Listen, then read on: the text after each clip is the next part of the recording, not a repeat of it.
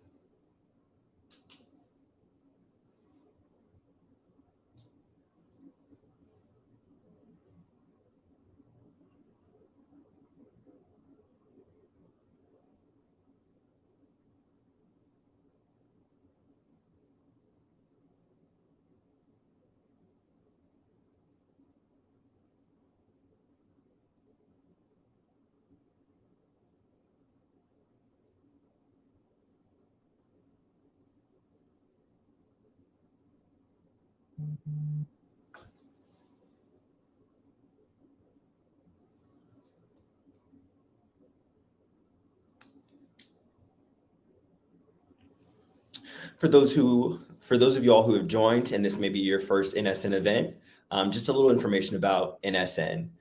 So NSN was started as a way to help to continue to foster learning engagement and provide additional opportunities for our current and future sales professionals. It's for current people who are in sales, people who are interested in transitioning into sales, or people who just want to learn more about what it means to be a sales professional. In NSN, one of the benefits of being a part of NSN is we have great development opportunities to work with different sponsors and partners to understand what are some different skill sets you can continue to develop as you kind of make that transition. It is a great organization, and this is one of our spotlight events, the Think Tank. And we'll talk about this in detail a little bit more, but this is an event for our rising stars and great emerging leaders from our sponsors and partners. So we'll have a outstanding panel today with panelists who are going to share amazing stories, tips, and strategies on things that they did either earlier in their career or currently to help propel them forward and to be able to set themselves apart from other people that they may be competing with for these different roles. So again, going to give a little bit more time for some additional people to join, and we will get started here momentarily. Again, my name is Jacoby Nunn, currently an account executive for Roche Diagnostics, working with the hospitals, healthcare systems, and laboratories within Northern New Jersey. I'm also a part of our academic outreach initiatives, working with the different universities, different programs throughout New Jersey and New York to continue to help students to understand what it means to be in sales, what it means to do well in sales, and the benefits of being a part of NSN. Talk a little bit more about it later. But the reason why I wanted to be a part of that committee is because I came into NSN as a college student and would not be in the role that I am here today if it wasn't for everything that the people within NSN poured into me. So want to provide those same opportunities for students and people who are interested in sales to be able to benefit from some of those same opportunities. So we will give it a couple more minutes and we will go ahead and get this panel started.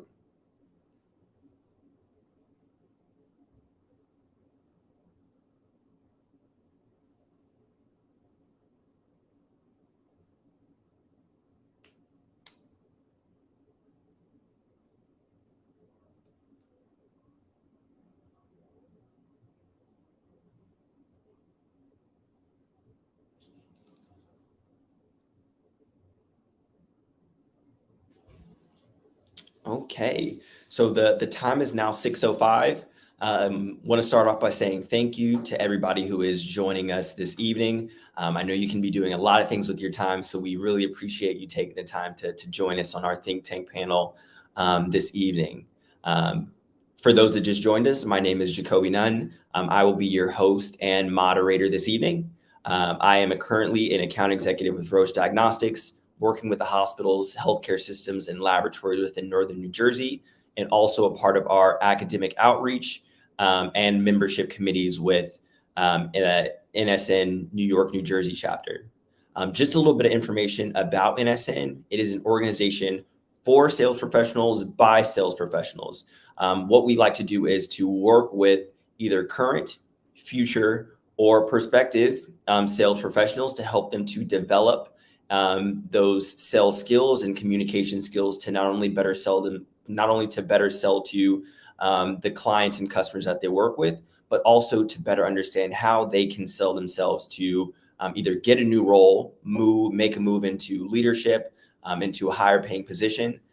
So some of the benefits of joining is being able to get access to information like this, being able to get the tips, strategies, mentorship, engagement from sponsors and partners who are potentially looking for people to transition into open roles within their organizations. So without further ado, I would like to pass it to our new president, newly announced today, Eddie Baez, to talk a little bit more about NSN and what NSN means to him. Hey everybody, first and foremost, want to give a big shout out and thank you to our events team for putting this together. Big shout out to our sponsors, specifically Northwestern Mutual, Workiva, DoorDash, and BD for allowing us to share the evening tonight with some of their best and brightest. For anyone who doesn't know NSN very well, I know Jacoby kind of gave us a really great outline of kind of what we stand for and what we do. But essentially, NSN is the largest community of Black sales professionals and minority sales professionals in the country. We have about 18 chapters, ours being the largest, or one of the largest. And our pillars of excellence are focused around career advancement, professional development, networking, community building, like what we're doing today. So a lot of this is achieved through events like today, virtual and in person as well, and through our annual conference. So for anyone who's new to this, who's never been to an NSN event, this is just one flavor, one style of what we traditionally do. And if you're interested in becoming a member, interested in learning more about the organization, you can absolutely connect with us either via LinkedIn or through the chat, as you see, if you're interested in just having a quick one-on-one dialogue around the chapter. I probably did a poor job of this, but in my 9 to 5, I'm an account executive at Gartner. So that's my 9 to 5, and NSN is one of my passion projects, and that's my 6 to 10. And to Jacoby's point, I was newly appointed as of today. So I just want to say thank you to our ELT board and everyone else who's entrusting me with this chapter. And with that, I'm going to transition over to our esteemed panelists today. They have a lot in store for you. Just to end on this, um, one of the biggest things that I've seen this organization do is create platforms and opportunities for people to tell their stories and have their voice be heard. And especially on nights like tonight, where you get to hear someone's journey, someone's story, and just essentially get the distillation of all the things that made them such great sales professionals. I want you to think about that as you begin to think about the identity of NSN, because you're going to be looking at it tonight. You're going to be looking at all the amazing people within our organization and the sponsors that help make these events possible. So, with that, I'm going to turn it over back to Jacoby, and just wanted to say thank you to everyone on the line. Yes, Eddie, thank you. Thank you for the words. Again, congratulations on being the new president of the New York, New Jersey National Sales Network chapter. So without further ado, let's go ahead and get started with the panel. So the Think Tank panel is one of our signature events. In this panel, we highlight rising stars and emerging leaders from among our partners and sponsors. So today, our panelists are going to be coming from Northwestern Mutual, DoorDash, Workiva, as well as Becton Dickinson. And they will be sharing stories, tips, strategies on the things that they did to, again, set an amazing foundation that helped to propel them into the roles that they're in now. So I want to say rising stars lightly because the individuals that are on this panel are exceptional. They're not rising stars. They are bona fide, solidified stars, emerging leaders, because we know and understand that they are going to continue to elevate throughout their careers. And we are so excited to see what they continue to do throughout their time. So without further ado, want to introduce our panel. So first, we have Anthony Williams, who is the Director of Growth and Development for Northwestern Mutual. Second, we have Ashley Hicks, who is a D&I manager at Becton Dickinson. We have Donovan Bates, who is an area sales director with Workiva. And last but certainly not least, we have Curtis Holden, who is the Director of Partnerships and Strategy at DoorDash. So just want to thank you all for your time. Thank you all for being here, and so excited to hear everything that you all have to share this evening. So just to start off, just want to let you all introduce yourselves. I know I gave you all's title and the organizations you all are working with, but I know that is just scratching the surface on all the impact and all the things that you all have been able to create at you all's respective organizations. So Anthony, I'll start with you to talk a little bit more about your title and what that entails. Cool. Hi, everyone. My name is Anthony Williams. I'm a Director of Growth and Development here at Northwestern Mutual, and I'm a financial advisor. And so I'm in a unique role where I wear two hats. And so in my role as a Director of Growth and Development, I open up an office in Harlem, New York City, with the focus of serving the underserved community. And so what does that look like on a daily basis? I'm essentially recruiting, developing, and looking for new financial advisors, specifically people of color who come from minority background. And so that entails coaching people, mentoring people, pretty much teaching people how to be successful financial advisors, financial planners. And then on the financial planning side, I'm a financial advisor. So what does that mean? I help people in the areas such as like savings, investments, retirement planning, insurance planning, teach people ways to minimize their taxes. And so those are the two roles that I do play. And so I wear two hats. And so depending on the day, I might be a director of development, I might be a financial advisor. And so within our firm, you can pretty much pick a route that you'd like to go about and feel passionate about. And so I'm passionate about mentoring other people. I'm also passionate about helping people manage their finances. Perfect. No, I appreciate it. And thank you for the introduction. And thank you for all the work that you're doing. Currently living in Harlem, so definitely appreciate all that you're doing to give back to the community there. Next, we will go to Ashley. Ashley, can you tell us a little bit more about your role and what that entails? Sure. So I'm Ashley Hicks. I'm based out of Houston, Texas. So not New York or New Jersey, but here in sunny Texas. Currently, I'm the manager of inclusion, diversity, equity, and engagement here at Becton Dickinson, specifically for the U.S. region and corporate marketing organizations. And so really what that means is I'm responsible for driving diverse and inclusive D&I, essentially transformation and execution of our strategy across all of our businesses that rolled into the U.S. region. And so I came from the sales organization, actually grew up within the NSN chapter here in Houston. And so this is really a full circle moment for me to be able to give back to such an amazing organization that really gave me a start into sales, into med tech sales and med device sales, because I knew nothing coming out of college. A little bit about BD. So BD is a 125-year-old organization and is one of the largest global medical technology companies in the world, producing over 45 billion devices annually. Every day, our mission is advancing the world of health by improving medical discovery, diagnostics, and delivery of care through our associate base of 75,000 globally. BD has a presence in virtually every country and partners with other organizations like Roche, Jacoby, to really help to advance the world of health, and also to address some of the most challenging global health challenges that exist. So again, thank you guys so much for having me on the panel, and I'm super excited for the discussion. Yes, thank you, Ashley. And again, have to give a shout out. I'm from Houston, Texas, born and raised. So shout out to Ashley, Houston connection there, as well as Roche and Becton Dickinson do work together on a lot of different initiatives. So like I said, love that she's on the panel and being able to represent not only Becton Dickinson, but also from a D&I and necessarily what people would think is a non-traditional sales role being in a D&I role. So next we can go over to Donovan and share a little bit about what you do. Awesome. Can you hear me, Jacob? Yes, I can hear you.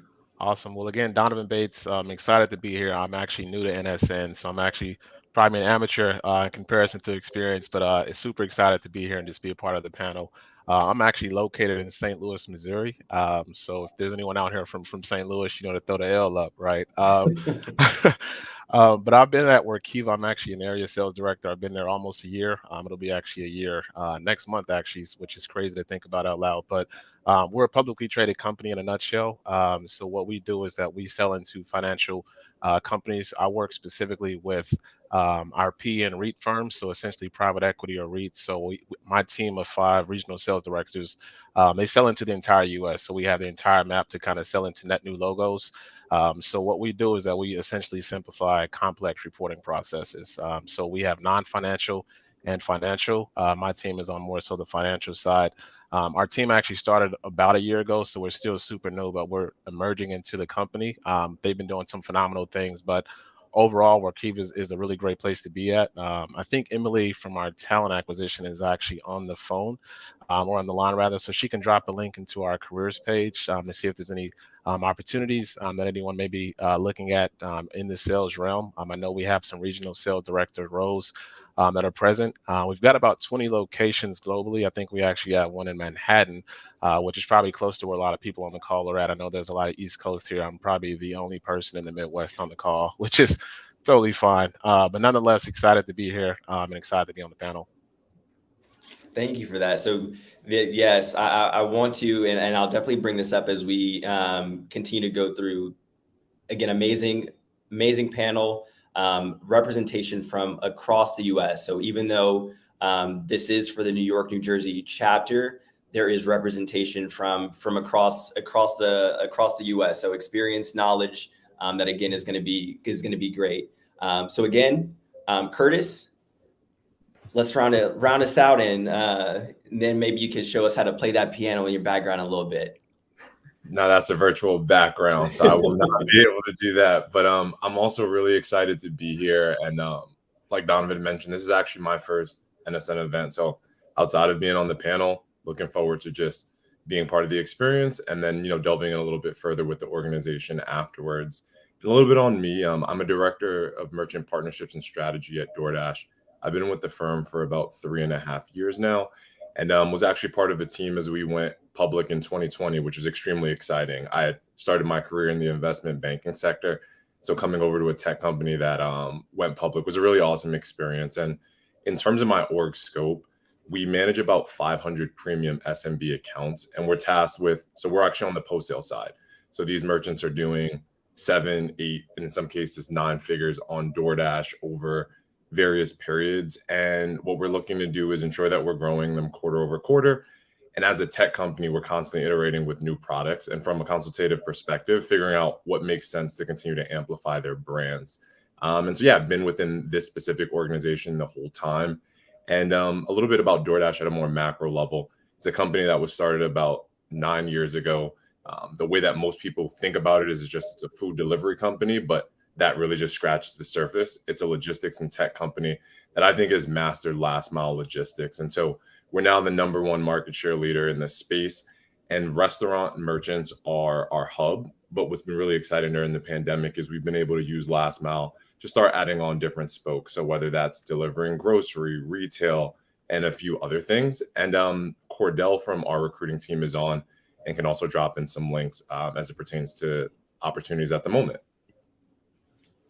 Thank you. So again, want to emphasize the point that this panel is built from some exceptional individuals that span industry, experience, geography. So we are definitely going to get into some great information. So just to start us off, this panel was assembled to help young and emerging leaders to discover how they could stand out and showcase their talents. So this question is for all of our panelists. Can you provide a scenario where you were able to stand out among your peers and or share one tip to exemplify leadership skills, even if you didn't have the title at the time. And on that one, we can start with kind of reverse order, and we can start with Curtis on that one. Sure. So I guess the example I will go with is about a year and a half ago, we were launching 2 of our virtual kitchens, or ghost kitchens as they're called, in Los Angeles, which is where I was based before I moved back to New York City. And this is right before the pandemic started to pick up, but effectively was where the industry was going. There were a lot of restaurants that wanted to have proof of concept before they started to buy into another brick and mortar that can sometimes be upwards of $1 million. And so this was really something that was extremely exciting. And so although it wasn't a direct part of my day-to-day, it was kind of really sat under the scope of new verticals. It was something I was extremely interested in. So outside of simply just scoping prospective clients, I was doing our pro formas, modeling, understanding some of the logistical stuff to be able to give those tours, and signed our first 5 clients that came into the respective spaces. And because LA was one of our major growth or quote unquote win markets, our CEO and COO had a vested interest in how these did. And so for a while, I basically had 2 jobs, but I knew the upside of it. And so there was this element of it being really intriguing and also understanding the visibility that it brought. And, that was one of the things on my brag sheet when I shifted from a senior manager to a director. And there were a multitude of people that could really just vouch on what was done during that experience. So I think it was calculated, but it was also something that I was really interested in. So it allowed me to, give more than 110%. And I think work to pay off. So I will go with that one. Yeah, no, that is a great example. Being able to couple that interest with that strategic vision on understanding how these different skill sets would not only apply in that moment, but also how you can leverage those things into moving into future roles. So no, that's a great example. So Donovan, want to ask you the same question. Yeah, I would say something that actually happened prior to me being at Workiva. It probably actually kind of shaped where I am now. So when I originally joined one of our previous companies I worked at, I had onboarded and got trained up on a system that we eventually sunsetted 3 months after I got in, right, unbeknownst to me. So I had to relearn and retrain on a new software system. So we went through a lot of demoing. We had to get certified on the product. And from there, we started to go on road shows, or our marketing team essentially wanted us to go on road shows and trade shows, or go to trade shows. And my leader at the time, she'd asked our entire team, hey, who's willing to go on this? Nobody was really confident because we had just learned the system, right? So I stuck my hand out. I was at the company for 4 months. I'm like, I have nothing to lose. But I eventually started to go on these trade shows and meet with key stakeholders from my company that will essentially promote me, unbeknownst to me. So I got a lot of attention from meeting face to face with clients, and from there, it allowed me to peak more interest in different roles that weren't really present for me up until that. So from there, after I came back from a few trips, I got offered a leadership role at my previous company. So from there, that's when everything kind of started to happen for me. I was the person that wanted to just get in and get out. I didn't want to be a leader. I wanted to be a sole contributor. Get in and get out. But from there, it was kind of undeniable, just because it was a new product. And from there, I actually became one of the team leads for that product maybe a few months later. So that would probably be a story that I would share. Yeah, no, that's another great example. That it reminds me of the quote from Richard Branson: "Say yes, and then figure out how to do it later." So that's exactly what it sounds like you're doing, raising your hands and stepping forward on an opportunity. And by taking that initiative, that's how you were able to step up and get that awareness and visibility. So definitely appreciate that example. Ashley, we'll go to you next. Sure, and it's very similar to Donovan. The biggest thing that I can say here in the spirit of stepping up is just really being able to speak up and speak up effectively. And so a little bit about my background. Historically, I spent my entire career in sales, coming in through the National Sales Network and going straight into med device sales not long after college. It really, it was really something that I just was sure that it was going to be, my career that I would retire in. But I was really, it was a pivoting moment for me in 2020 when I was asked to sit on a panel full of senior leaders around, social injustice on the job and in my personal life. And I was one of 5 African Americans on the panel, and it was something I was hesitant to do, but I just thought this is my time to really use my voice. And in that particular moment, in speaking up, speaking out, against sort of the experience that I had been feeling, being, a person of color within my organization, within the sales department, and giving my, sharing my authentic story and speaking out, it really, set me on this new path within the organization, a path that I knew nothing about, a path of really talking through diverse, strategies. I didn't know anything about inclusion, diversity, equity, engagement, or anything. I knew how to bring in revenue to the organization and to try and make it a P club. And so I would really encourage, anyone that doesn't have the fancy title to really just use the opportunity to speak up and to take advantage of any opportunity to close a gap that currently exists within your organization, or work on a project, take initiative to work on a project that you are extended, and not, having or allowing doubt or the lack of sort of title to influence your decision.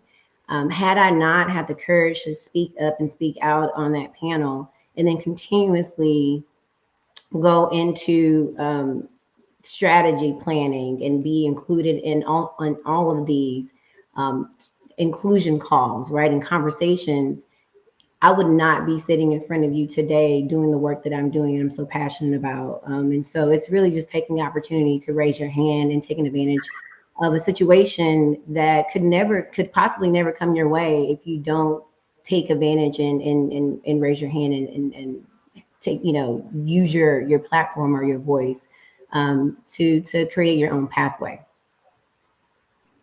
Yeah, no, I love that. The two main things I got from that is fortune favors the bold. If you're willing to raise your hand, step up, and speak on the things that you are passionate about, there's no limits to the things you're able to do. And passion and purpose, when you mix those two together, again, there's no limits to the things that you'll be able to achieve from there. So appreciate your example, Ashley, with that. So lastly, we will go to Anthony. Cool. So it's sometimes a tough thing to speak after everybody, right? But after listening to everybody talk, I think the themes that people mentioned in today's just with that question was one, standing out, and then also taking advantage of opportunities, and also just saying yes, right? And so, being in my role, it starts off as a financial advisor, financial representative. And when I first started the firm, I was in an office full of Asians, right? I was the only African-American person of color within that office. And so I had to work probably 10 times harder, had to learn a different culture. But then after having that success and reaching out to mentors to teach me how to actually build this business, that led to me receiving some accolades, such as being the number one financial advisor on the East Coast about 3 years in a row, then being top 10 in the country. And I found an opportunity, right? I realized that, being a person of color in the financial services space, only 4%, 3% of financial advisor people of color. And if you think about our demographic, there's not many people representing us to help us manage our money. And as we all grew up in a household, some of us may have learned about it, may not have learned about financials. So I was like, you know what? We need to open up an office in an underserved community. And so with my accolades that I had in the past and me gathering my other colleagues that would look like me, we pitched a company. We were like, hey, Northwestern Mutual, we need to open up an office in Harlem. Here's the location. We had the pitch deck all set up. We brought all the key stakeholders. We brought in executives. We brought in managing partners. We said, listen, we need to move here. So I had the vision in the beginning, let the work speak for itself. And then literally a year after having that presentation with the executive team, they pretty much used their venture capital arm to give us over 7 figures to open up an office in the Harlem community. And so that led from me being just a financial advisor, mentoring just passionately, to then me becoming a director of growth and development, where now in this role, I'm able to connect the dots with NSN. I'm able to connect the dots with HBCUs. I'm able to connect the dot with UNCF. And that's all just because in the beginning, I put in that work. I put in those hours. I had the athlete mindset. I was the first one in the gym, last one out the gym. I wasn't afraid to ask for questions. Also wasn't afraid to give back to folks that were struggling. They come into business. They don't know how to make certain things happen. I teach them how to do it. And so that's all led to us being in this office space. I'm able to do the work as an advisor, do the work as a director of development. And, and I'm thinking even bigger, right? I have a $5 trillion mission impact. And what I mean by $5 trillion is pretty much how can we create over $5 trillion of wealth to the next generation. And as I'm talking to CEOs of the company, VPs, I'm like, listen, we want to make a $5 trillion impact. Let us know what we need to do to get there and give us the resources to make it happen. And so those are the things that I can give to you guys in regards to being a leader before you even have the title.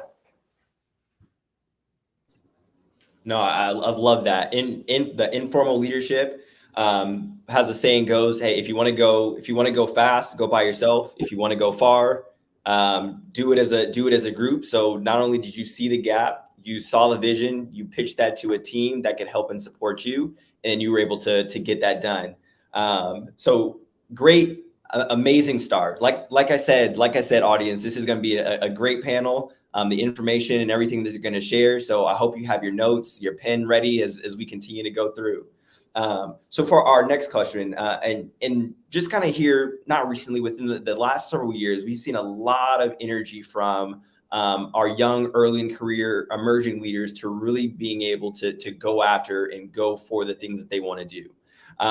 So with the demand for equity and change, has really altered the landscape quite a bit. And we've seen an incredible impact in the space of diversity and inclusion. So I want to talk to or ask a question to Anthony and Ashley.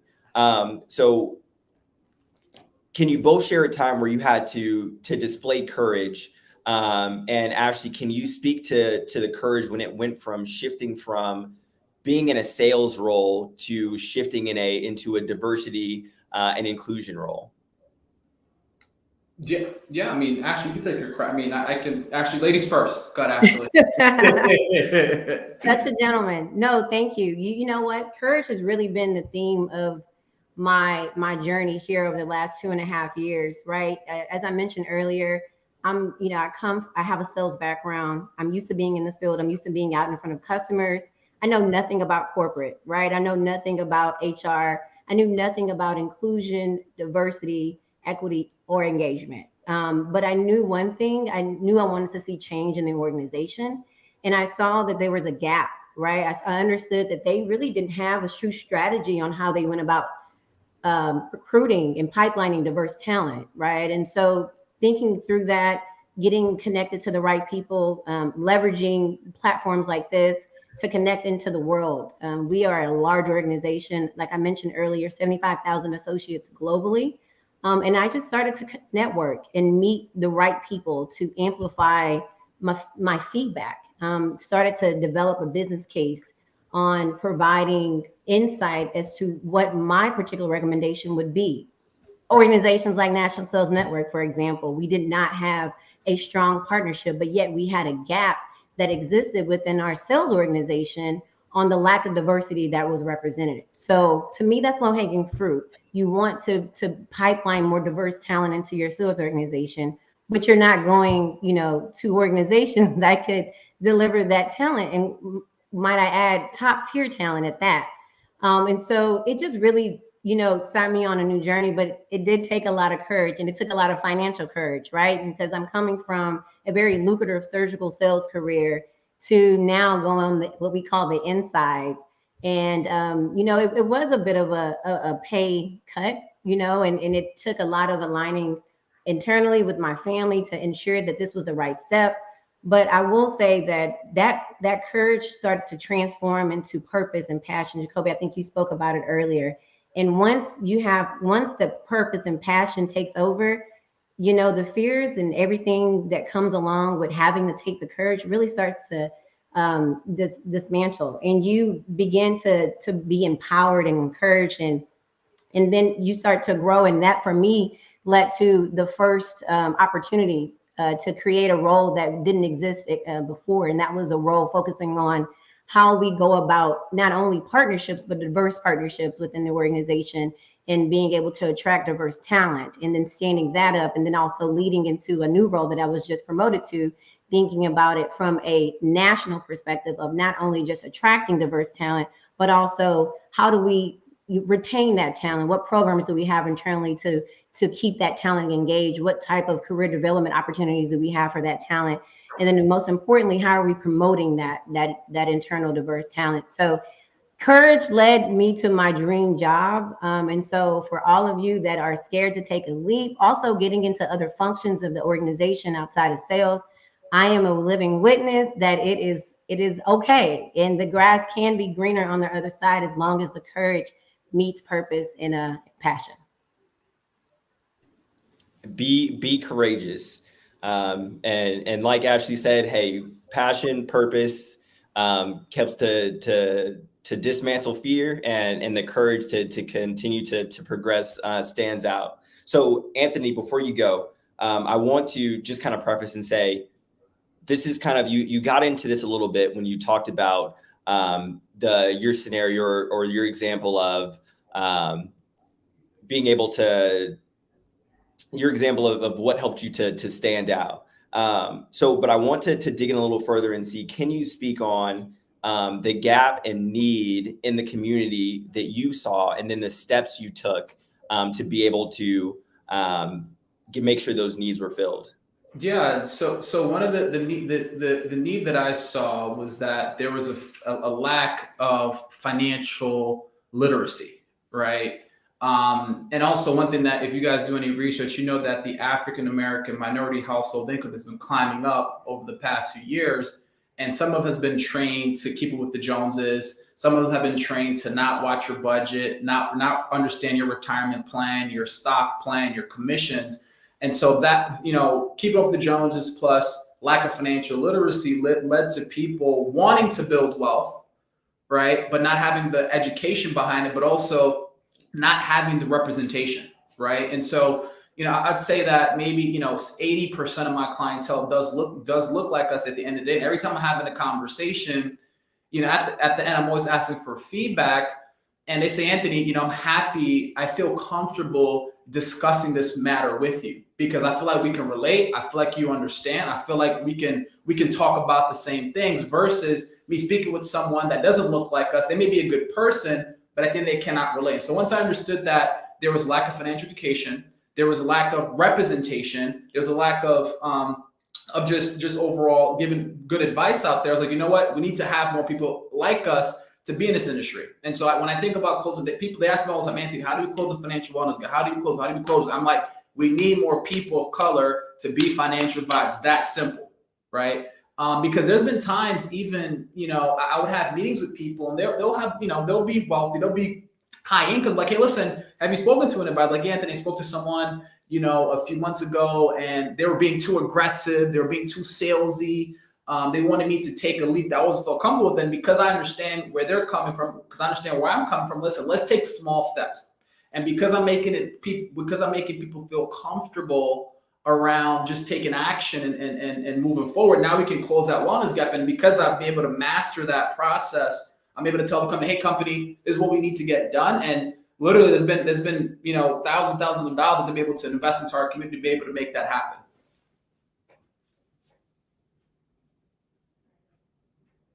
No, that's great. As we saw it in the comments, representation 100% matters. If they see somebody that looks like them doing the things that they're doing and understanding that, hey, this is possible, it opens up a lot of opportunities. And just, again, going back to Ashley's point, gives additional people the confidence to, again, pursue the things that they really are passionate and that they care about.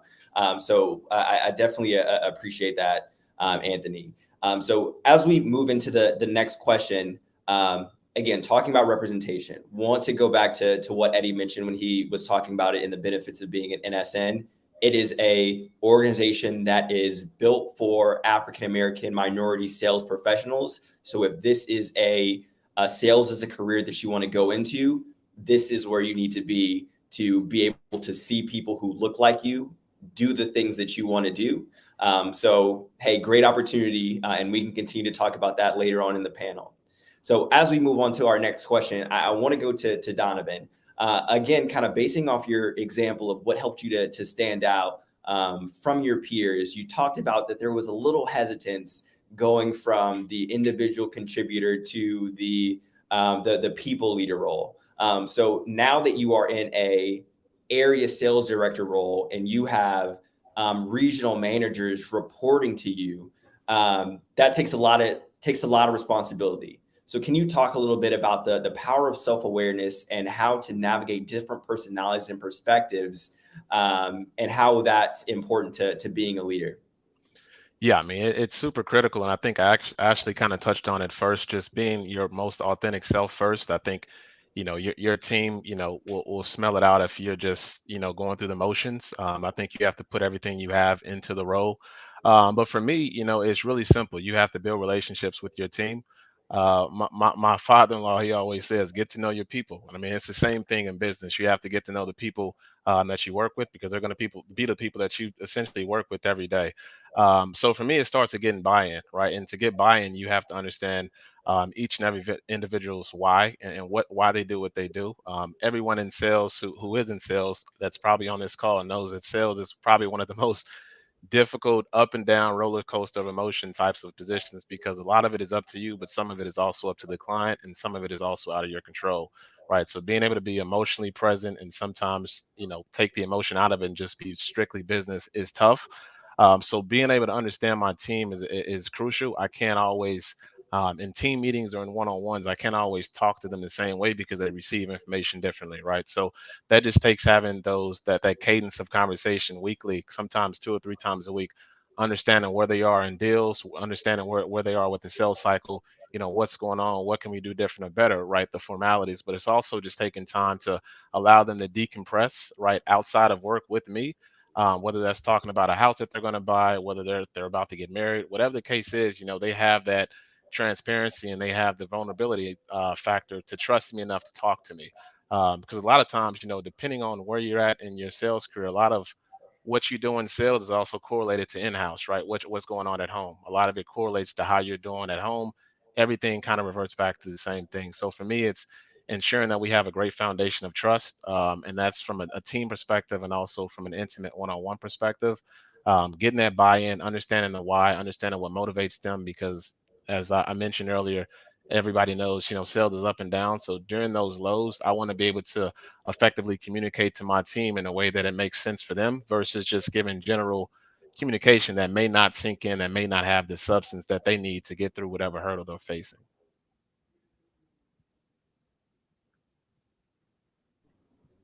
Yeah, no, be authentic. People can smell or see through the fake very, very easily. So it is very hard to cultivate that trust, to be the person that people are gonna to reach out to when things are difficult, and not just gonna sugarcoat things if they don't feel like they can trust you. So I think that's great to be able to not only build that space of comfort, but to also just be able to also just know that they can come to you in additional times, even when things aren't going always the best. So for Curtis, as we go into this next question, it's always a saying: it takes a village. You can't do it by yourself. It takes the support of a great manager, additional colleagues, all these people. So I want to talk about mentorship. So what does mentorship mean to you? And can you give me an example of a mentor relationship that you've had? For sure. So I think mentorship to me is an established relationship that feels unbiased and authentic, right? I think you set up a forum that is, you can come to an individual, you can ask questions, you can seek guidance, and you feel like you're going to get the real from it. And I think often people of color in a lot of corporate settings have trouble finding that. I think to Anthony's earlier point, unfortunately, as you go higher and higher up the rung, there often tends to be less people that look like you. So seeking that out can at times be challenging, but it doesn't necessarily always have to be within your direct network. Hopefully it is there, but it's just like having it, I think, is important. And so for me with mentors, I think one that I think back to for a while was actually a VP that I had at American Express that was a person of color. And people loved working for him. And the reason why was you would learn from him, you would put yourself in the best position to get to the next level. And he was always going to keep it 100 with you, for better or for worse, whether it was things that you were crushing at work or just constructive criticism that was going to make you a better professional. And so that's a lot of what I've also tried to put into my style now, being, almost, I guess, roughly almost 15 years into my career, where there's just this element now of, it's weird because I don't necessarily, I mean, at times I didn't want to quote unquote think of myself as a mentor with the formality. But once you start seeing people seek the guidance, you understand what that means. And so I think being present, understanding what the other individual is looking for, and kind of being that conduit for whatever helps them get to that next level is important. So I would say some of those are some of the core principles, right? Availability, honesty, and authenticity, and being a connector for people in the ways that it is going to be best suited for them. Yeah, no, I definitely appreciate that. It is so important to find somebody, whether that be internal or external, to be able to be a sounding board, somebody who you are confident, who you trust, who is going to, like Curtis said, keep it 100, keep it straight. Every time you talk to them, they're not going to sugarcoat it. They're going to tell you what it's going to take for you to get better, and are going to celebrate the wins with you. So that is going to be very important. Again, it takes a village. So again, NSN can be that village for you. We're here to help and support you. So we just said it in the comments. Get your questions ready. If you have questions that you want to ask the panel, we're going to have time for it. So start thinking of them, putting them in the chat. We want to make sure that the questions that you come with, that you can get those answered. So as we get more questions into the comments, we're going to move into our next question, and this is about the work-life balance. So we haven't talked about you all's personal life. Before we came on, we were talking about the different life events, everything that people are excited and celebrating, the new phases of life. So this is for everybody. What does work-life balance mean to you? And how does that translate to where you are in your career now? And we can start with Ashley on this one. I had a feeling you were going to come to me. It's the Houston connection. It's the Houston connect, Jacoby. No, I mean, as a woman, first and foremost, going back to my career in sales, without the family, right? I really look for an opportunity to really, take advantage as in a career that would allow me to make the most money as possible without, any consideration for, life outside of work. So I was on the go, on the grind, and I started my career in the OR, in the operating room. And if any of you know anything about that life, it is go, nonstop. You are up early, you might be out late. You're chasing cases is what a lot of the OR reps say, but it can be a very lucrative opportunity for you if you're, fortunate enough to get into the industry. And so I took advantage of that, and I was all work, really focused on building my career within that space. And it wasn't until, I got married and we wanted to expand our family that I realized this just not going to work for me.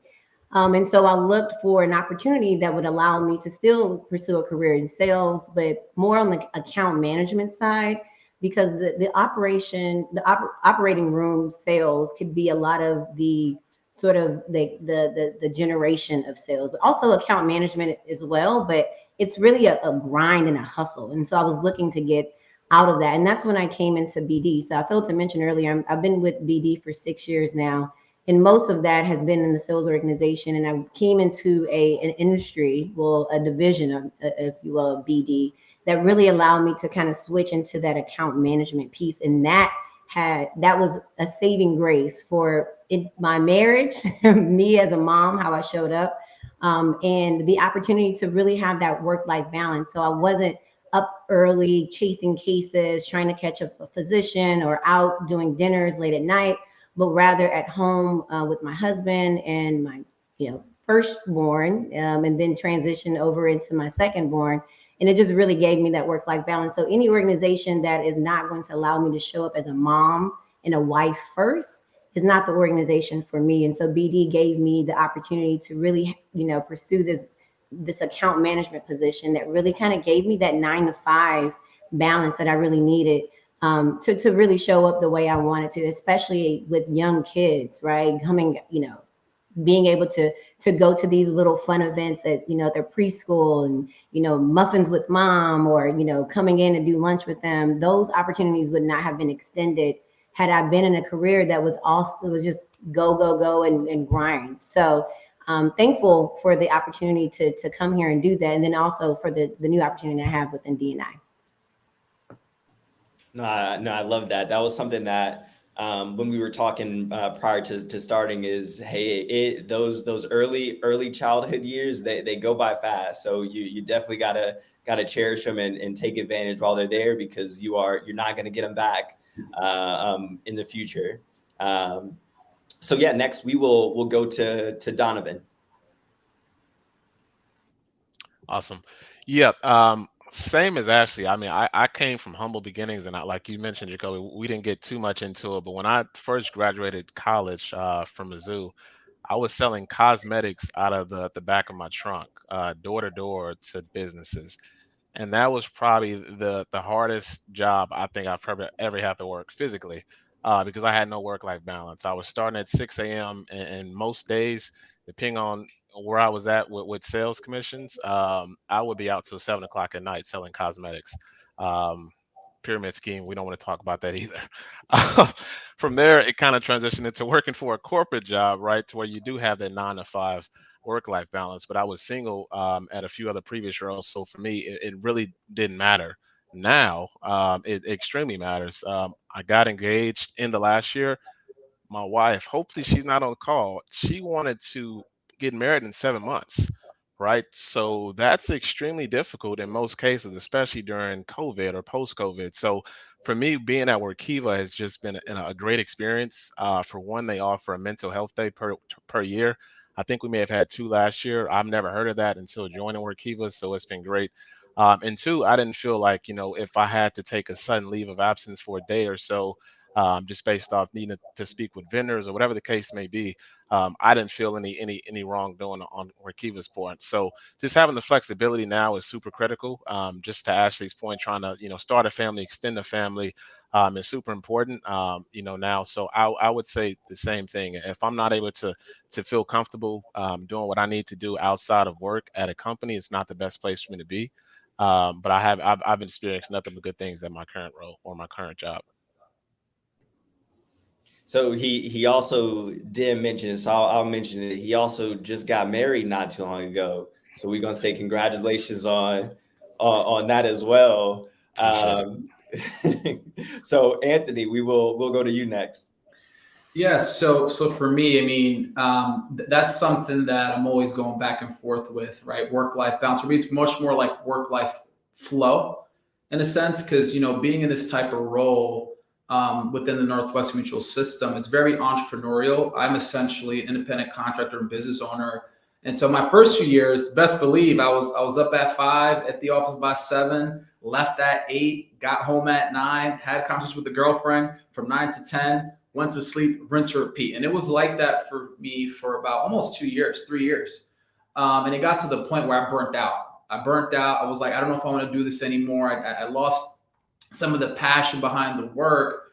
And then luckily, I mean, I didn't get the chance to talk. We talked about mentors, right? Mentor picked me up and saved my life, right? Without him, I wouldn't be here today, right? Picked me up out of my funk. But then as I transitioned through my career, I had to really, understand what my values were. Because even hearing Ashley speak in the beginning, Ashley valued career driven, get it to the next level. And then she had a shift. She's like, I now value family, right? And so for me, I had to value my personal health. I had to value my personal relationships. And I put that first. And then that led to me, having thriving relationship with my partner, with my friends, and then business came after. And nowadays, now that I've been doing this for close to 8 years now, I've been able to have enough revenue to be able to hire staff, pretty much be able to delegate some of the things that I used to do myself. And so, being an advisor within the Northwestern system, the longer you do this thing, the more free time you get, right? And so my perspective is, hey, let me just, I'm not married, I don't have any kids. I'm not like Ashley, Donovan, or anybody else on this chat. And so it's like, I'm going to go hard, real hard in the next like 10 years. That's where I probably might just take a step back and even shift to working 3 days a week. I know other financial advisors that literally work 9 months out the year, and they're spending the other 4 months with their family, chilling. And then they come back to the work-life balance mode and just keep making it happen. And so I think the biggest thing with work-life balance is you want to avoid burnout before you get there. It sucks. It's bad.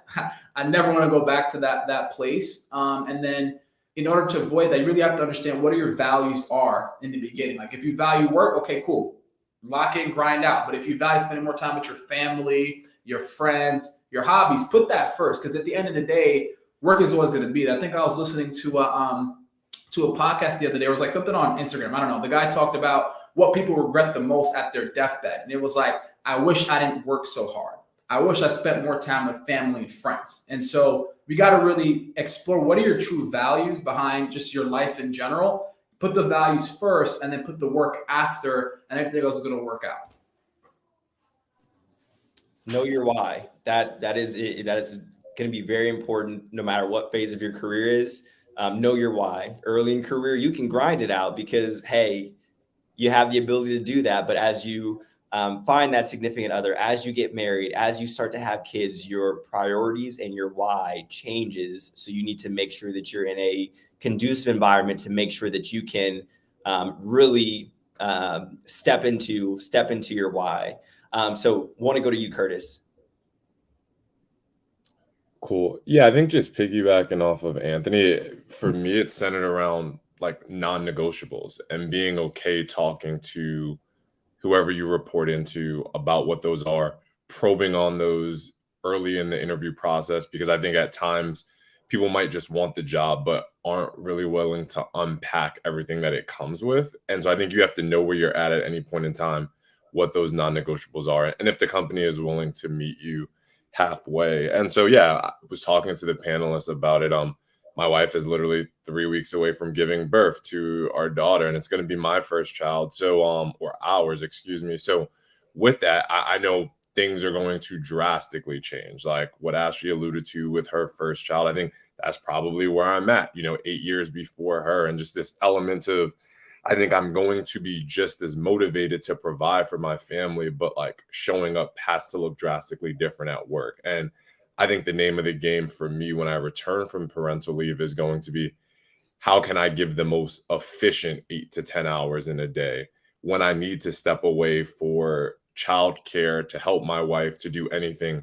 Am I at a place that values that? And I think what's been great for me to see 2 years before we started our family planning was my division of DoorDash having an outside account management group for parents. And so while I wasn't at that stage in life, just being able to hear a lot of my colleagues talk about how that benefited them, how even though we're at this fast-paced tech company, they didn't feel less than their cohort because they had a child, or because, they were on a parental leave of 5 months as the birthing parent. All those things matter. And like, I think you realize where you're at in a stage, because, at 22, I don't think that matters to most people. And it's just get it how you can and continue to grind. But there becomes an inflection point. And so I think everyone else kind of hit on it, but I think it really centers around non-negotiables and where you're at any point in time. And like, it doesn't matter how dope the title, how like great or reputable the company is. If it doesn't align, then you probably need to shift in a different direction. I love that. Non-negotiables, making sure that you understand that and your prospective employer understands that. Again, boundaries, set the boundaries. And if anybody steps over those boundaries, you got to set the guidelines, set the limits, because if they do it once and you let it go, it's just going to keep on happening. So we have some questions from our audience. So wanted to dig into some of those. So the first one we can go with is, as a leader, how do you prepare your mindset to effectively lead your teams during a turbulent economy? So for this one, we can start with Donovan. Yes, I mean, like I said, my team originated really when I first started selling into private equity and REITs. So it was a slow start for us, but I think we're starting to pivot and really start to understand and dissect which types of companies even have the budget to purchase solutions right now, right? A lot of the companies that we talk to right now are saying, hey, we actually need to decrease costs, right, as opposed to purchasing software. So it's been a challenge, but I think just knowing how to pivot and really understand what types of solutions we can offer during times of crisis like this is huge, and just having the confidence to do it. So for my team, like I said, we sell into the public and private sector. We've looked at data, we've analyzed it, and right now it looks like public companies are more willing to work with us versus the private, right? So that's kind of where we're at, but it really just takes understanding the market and really just trying to dissect what's going to work best for your team. Okay. No, I love that. Is there anybody else that wants to address the question? Yeah, I would say, how do you equip yourself as a leader? So I think one, I think any type of result that you have and anything that you have in your life right now comes from within at the end of the day. And for me, I'm always the type of guy to look at the cup. The cup is always half full to me, right? And so because I have that positive mentality, I do a lot of things to keep my mindset right. And so I have a meditation practice. I have a daily reflection practice. I would do my weekly planning. And when I do these things, I then start to really think about what does my team need. So every Wednesday, I have a team meeting with my unit, and I share them what I do. But listen, guys, I meditate every day to really calm my nerves, bring my stress down. I reflect every day to see how can I be a better person, better professional the next day. And because I've learned these tools and have these things help me manage the stress, manage the anxiety, manage the worry, I'm able to teach my team how to do so, because I truly do believe that no matter what economic condition that we're in, you can be successful. And if anything, what they say is, I mean, in the investment world, you always want to buy low and sell high. And so when there's market turbulence, when there's uncertainty, that's the time we get stronger. That's the time we grow. Because when things come back up, now we know who's really putting the work when things are on a downturn. No, that's good. So definitely want to continue to ask some questions from the audience. So Ashley, I think I did see you come off mute. Is there anything that you wanted to add to that? Okay. Next question we will go to, and again, this one is we'll jump back to the question that's on the screen, because we want to go back to the mentorship, the mentor versus mentee. So what is the role of the mentor, and what is the role of versus the role of the mentee, and how do you establish a safe space when building those relationships? And anybody can start off with this one. So I think, so speaking on the role of a mentor, right? So I think, all of us here have done exceptionally well in our career thus far, right? And so I think the role as a mentor is to lift as you climb, right? Because what I reflected on a few years back was that I've had all the success. I got to see the good side of the politics. But at the end of the day, there's some people who might not be as fortunate as you are, and they may not be treated essentially the way that you were treated. And so we have to change that narrative. And so there were one point, there was a conversation happening, emails being sent out, and I'm like, hey, I haven't been treated like this before. And I pretty much reached out to one of our executive leadership team. Listen, hey, this is not okay. And so I wasn't afraid to speak up and challenge those in power that can influence my other mentees' ability to be successful. I wasn't afraid to do so. So I think it's important for, as a mentor, as you climb up, lift others as you climb, and don't be afraid to challenge other people that are preventing other folks from following right behind you. And then as a mentee, I think what's important is that you have to really share your vision. You have to share your goals. You have to share where you want to go. And so if you find someone that you want to connect with, find someone where you want to be, let them know, reach out. Hey, listen, this is my passion, this is where I want to go. Would you be willing to help me? Because I think being a successful individual, us successful people, we like to give back. We like to see people that have the fire in their eyes and their heart and say, I want to help this person get to the next. So as a mentee, share your vision, share your goals, share you want to go. As a mentor, lift as you climb. No, no, we love that.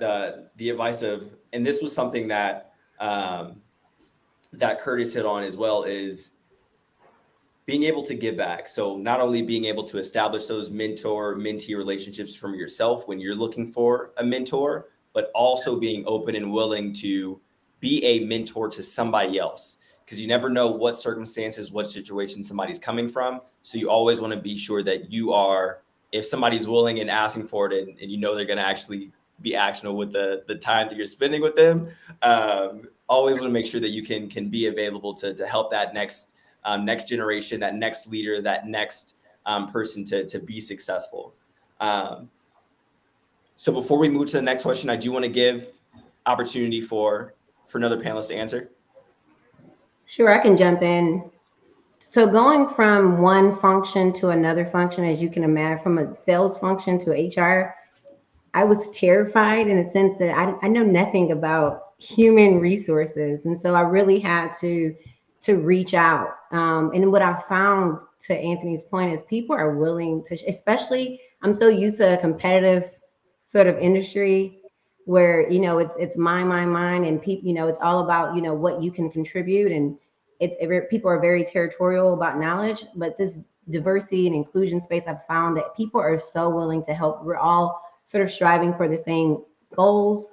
And it's been a blast really developing all of, not only just a mentor, and being a mentor even to other people that are looking to make the switch, but just having the peer mentor relationship. I mean, I talk in cadence with quite a few people currently, just trying to continue to learn and be a student of this particular space so that I'm able to show up the way I need to show up for my organization, to be able to put them on the correct path. And so peer mentorship has been very helpful for me. And it's really, I can really see the growth in how I show up as a D&I practitioner.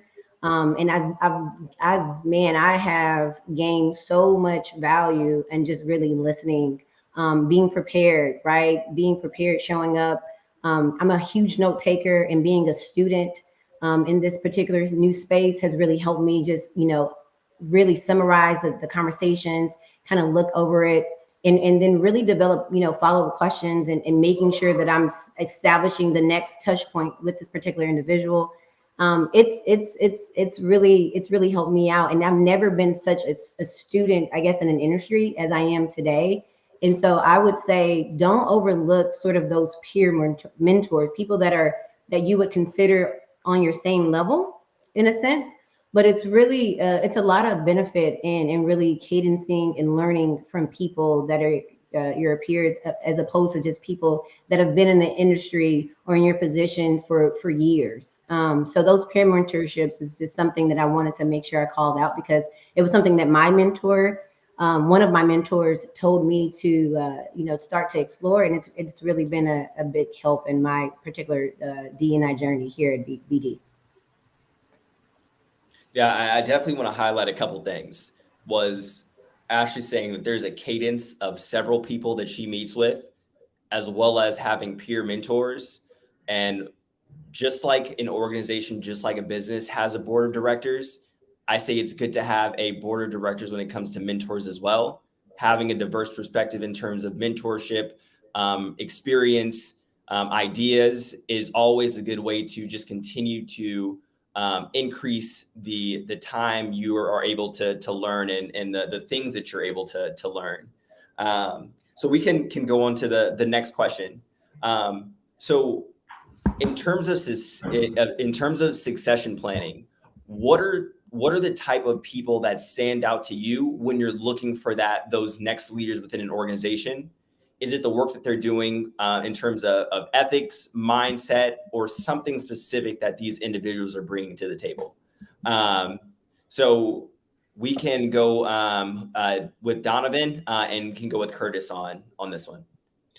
Yeah, I mean, I'm a little too young to be looking at succession planning, but I mean, I would hope I don't need to look at that. But no, the first thing that comes to mind is honestly just probably mindset and ethics. I think as a leader, when I first started to be a leader a few years back, I had the mindset, I can sit back and relax now. I made it. I don't have to put in too much more work. But it's probably the opposite, right? You're actually serving your team.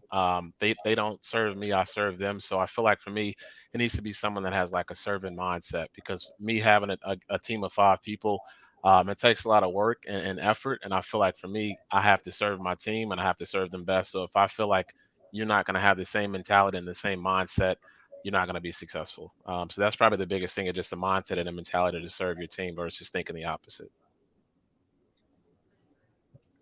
Got it. And then I guess I'll jump in next, Jacoby. So I would say the 2 things that are key for me, one is just proactiveness, to be thinking about where the team, the organization, the business is going next. And I think that someone should be doing that before they get into a director, a VP level role. But ultimately, even if I'm not in this senior position, these are the decisions that I would make that would truly have influence. And like, I think the people on my team, so the senior managers that report into me, the fact that they're pushing the envelope in that regard and seeing it with repetition is what, after a year or 2, might be like, I know you're probably ready for one of those next director opportunities that surfaces. So that would be the first. And then the second one, I think it's a mix of what Donovan was just saying with servant leadership, but ultimately at a more macro level, like, can you effectively rally the troops, right? And I think in sales specifically, there are so many people that are amazing individual contributors. And I've just seen it time and time again. They get into a leadership position just simply because they've been in President's Club or they've been in a role for a certain tenure. And it's like, candidly, they're terrible at it. One, they don't actually want to do it, but they just thought it was the next natural step. So I think it's that buy-in from whatever individuals will be reporting into you. And then honestly, having an inflection around, do you actually want to be a leader? Have you been an informal mentor in different capacities? Have you led working groups in other situations where you didn't have direct reports, but it was the same type of situation? I think that that's critical, because earlier on in your career, I think a lot of people just associate the promotion with more money and status, and it's what I'm supposed to do. And I don't think everyone's cut out to be a people leader. Yeah, no, I think those are great insights from Curtis and Donovan. Is being servant leader. As a manager, your role is now to support the people that you are managing. It's not about you. It's about the team moving forward. And to Curtis's point, somebody who is thinking about the future, because that means they're always staying ahead. They're always able to see what's around the corner for themselves and for their teams. Again, and just making sure, is this something you want to do? Because you can derail a career very quickly if you are not in the right mindset to be somebody's manager. I know everybody has a story of a bad manager and how that and what impact that had for them. So don't let that story be about you. Don't let it. So as we go to the next question, I do want to go back to Eddie's. And so it is, how do you handle difficult conversations with your employees, and how do you not take work home? And we can go with Ashley and Anthony. Sure. So currently I'm not in a position to where I have a team that I manage, but not taking work home is paramount in the Hicks household. My husband and I both work very demanding jobs.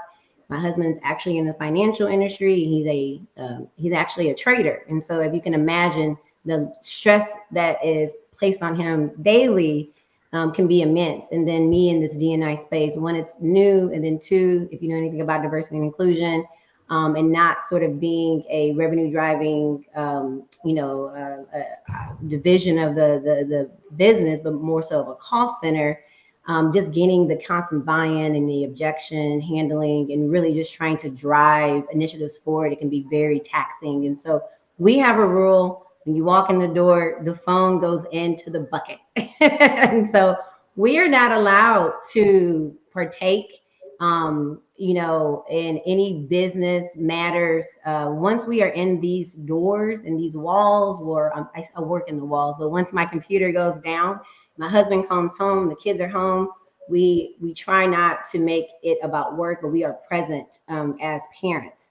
Also, something that also works for us is getting up in the morning and connecting and working out. We're huge into health and fitness. And so we have a home gym and we work out in the morning. Again, phones are not allowed in the gym. That's a Hicks sort of rule, right? And so we just try to find a way to really just connect, see one another, maintain the relationship, maintain the relationship not only with one another, but with our kids, and ensuring that we're showing up for each other and for them, and they're not impacted by the stressors of corporate America or just work in general, or what happened in the news that could impact sort of the market, right? They don't care about that. They just want mom and dad to be there, and they want to talk about their day. And so that is one rule that's really worked for us. Now, we don't follow it 100%. I'm not gonna lie, especially if something came on the news. It's kind of crazy, but I would say about 93% it's followed, and it's been a tremendous help for us to just really be present. So that's my feedback, and again, that's what works for the Hicks household. Hey, 93% is still an A, so we'll work with it. We can. Anthony. Yeah, so handling different conversations with your employees. So I think first things first, right, is if you hold people accountable without permission, that's considered harassment. I think that's the first. And what I mean by that is you have to first build a relationship with somebody, right? You can't necessarily come out of the blue and give them feedback and talk bad upon them, because what happens is it creates a toxic work environment. And so the way I'm handling difficult conversations is, one, is making sure I understand what is trying to be communicated at the end of the day. And then if there happens to be an issue, they didn't do something, I make sure, one, did they understand how to do the work? Did they have the right resources in place? Did they know the right people to reach out to get things done? So I think for me, it's let me first understand the entire situation. Let me make sure I'm building a relationship with you before I give you any feedback. And once we're on common ground, then I feel justified to give you the feedback, have that conversation, because I know who you are and I know what you have access to. And so I think that's how we can avoid a toxic work environment. Now, when it comes to how do you not take work at home, this is something I struggled with, literally up to last year. And so for me, on my calendar block, it's after, for me, it's some days it's 6, some days it's 7, I block it off and I don't open up any emails. I'm not texting any clients. I'm not doing anything work related, and because I do have a partner at home, and so I'm work all day. And so I get home, and so I know if I'm on the phone, replying to an email, working on some marketing strategies, going on LinkedIn, I know that my partner is not going to feel happy about it, and then now the home life is not going to be so fun, right? And so I think it's a matter of drawing that line and say, I'm not going to do this. And if you decide to do it, I think you can always communicate with your partner at the end of the day, but it can't be something that's so frequent. Because then again, it's just going to create a toxic home environment and a toxic work environment, and that's just not fun. No, absolutely. That big psychological safety is very important. Understanding resources, understand what people are dealing with, what's going on that may have caused the result, and not just kind of jumping in and digging in, because you're right, that can create a very toxic work environment. And again, like we talked about earlier, to Ashley and Anthony's point, setting boundaries, those non-negotiables, making sure that those are in place. Yes, sometimes there are going to be exceptions, but the exception should never be the norm. So those are, we definitely appreciate that. So we are wrapping up. Do we have one more question? Do you have time for one more question, or are we wrapping up? Time for one more question. So because we were talking about work-life balance, what type of benefits do you look for in an organization outside of compensation? We're going to take compensation out of the conversation. What other benefits from organizations are attractive to you all? So, I mean, I would say flexibility, right? I know that there's certain companies out there that have unlimited PTO, right? I know it's a new concept, but it's having unlimited PTO means that, you don't necessarily have to count your days. Hey, I got some days to go to the doctor, some days to spend time with my family. And so I think having that flexibility in work is super important. I think being in this type of environment where we're doing this in Zoom and everybody's a different state and most of us are different states, it's I feel like there should be more flexibility with your work schedule. Also, I think equity as well within the company. Again, depends on how early you're coming. If you're in a late stage, early stage, depends on how things are built out. But having ownership within the company, because I've seen clients go from $0 net worth to $1 million+ net worth, and especially being on my side, when you build it on a practice here, I can eventually sell this practice to someone else at some point in the future for three to four times revenue. Right. So I think having flexibility and ownership is what I'm looking for. And I like to have everybody else share on the panel what they look for as well. Sure, I'll go next. I think all of what you said, Anthony, is absolutely true. I know having unlimited PTO days currently as a BD employee, the entire 6 years that I've been here is phenomenal. And so the autonomy that comes with that and not being able to have to count those days. I do have girlfriends that have, careers where they are working for organizations where they do have to count. And to me, it's so foreign. And I think to me, that's a no-brainer. The ability to be able to work remotely along with the autonomy, I think has really helped me personally within sort of my personal, life, and then my professional life as well. I'm able to show up in both ways and be my full self in both respects, in both veins. And so that's really important to me. But one thing that's extremely important to me with an organization, and I would never work for another organization that did not have an opportunity for me to build a community. And what I mean by that is here at BD, we have associate resource groups. Some organization might call them employee resource groups, but our associate resource group has been like a family, very similar, another plug in it, to like NSN, where I came out of college and I joined NSN, and NSN was like here in Houston, the Houston chapter was like a family to me. And, it really allowed me to really expand my network, but also allowed me to expand my personal friendships. And I feel like I get the same thing here at BD because we do have what we call AABD, African Americans at BD, and I actually lead one of our site chapters, is that we have the ability to build community and find community and have these conversations with people that are like-minded, come from the same background. We speak the same language, so to speak, and it's really giving me the ability to develop personal friendships outside of work. I've had people from my organization come down and visit me. I live in Houston. For some reason, everyone wants to come to Houston.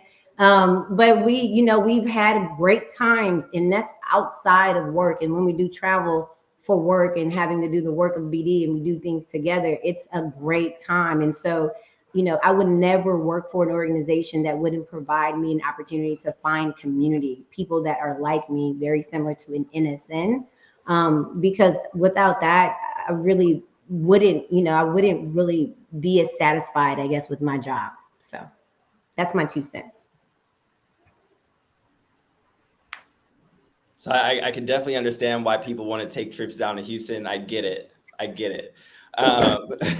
So we definitely appreciate the insights on what are some things that you all look for, again, outside of compensation, that are beneficial to you all. The unlimited PTO, the opportunities to have equity to be able to, again, drastically accelerate what it is that you're able to get from your efforts and things that you're putting in. And again, as we all talked about, the work-life balance, having mental health resources. We saw some things in the comments about the Christmas shutdowns, the 4-day work weeks. These are all things that are possible and organizations are offering. Join NSN. Some of our sponsors may be offering some of those same things. So as we wrap up, I want to again thank everybody for taking the time to come out and attend attend our panel virtually. I know there are a lot of things that you could be doing on this Wednesday evening, but we really do appreciate you taking the time. Events like these are just a small glimpse into the value and things that NSN and specifically the New Jersey, New York chapter have to offer. For me, I said it a little earlier, reasons for me joining. I joined NSN when I was in college, had no idea what it meant to be in sales, had no idea what sales was, thought of like the used car, the aggressive, pushy sales was the only type of sales that there was. But being able to come into an organization with successful sales professionals at all levels, and being able to learn from them, understand what they did, why they did it, and the impact that it had to the customers, the end users, like Ashley being in medical, the patient populations that they serve, with like Anthony helping with financial literacy, how it can help to support a family. Those are all the things that you're going to be able to learn and gain insights on, as well as connect with sponsors who are looking to hire. So again, I want to thank Anthony, Curtis, Ashley, and Donovan. I want to thank our sponsors, Northwestern Mutual, DoorDash, Workiva, Granger, and Becton Dickinson for sponsoring and partnering with us as we continue to cultivate and grow this organization. And with that being said, I will pass it to Eddie for closing remarks and to talk about some of our future events. Thank you, Jacoby, and thank you to the panelists again for all the insights. I mean, wow, for a virtual event, I mean, that was so exciting. I was looking at the comments and people were saying it was uplifting. People were saying that it was informative. And that is just a reflection of all the amazing experience and talent that we have on the call today. I mean, I heard servant leadership, I heard building community, I heard acts of service, building trust and embedding transparency in conversations with your fellow colleagues and employees. I mean, this is the tip of the spear, right? When you talk about how do we foster a community, how do we foster, transparency around how to get our careers to the next level, it's conversations like the ones we're having today that help spearhead some of the future growth and opportunities for the people on this call and anyone listening in tomorrow. So with that, call to action to everyone: if you loved, liked, found interesting the things that we were talking about today, please connect with us. We are dropping information in the link and on the Eventbrite. And also, this is a virtual event. This is one style or one flavor of how we conduct our events. We also have a very big marquee event at Amex Towers on November 17th, and that'll be in person.